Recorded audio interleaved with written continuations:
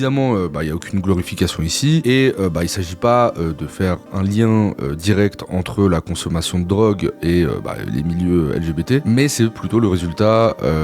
voire même le témoignage d'une génération qui, faute d'adultes fiables, a dû apprendre seule à s'anesthésier au niveau du cerveau et du corps, et ça passe par plein de choses, dont aussi ça. C'est exactement pour ça que Pretty Doll Corpse ne peut pas être résumé à juste un album alternatif de white trash,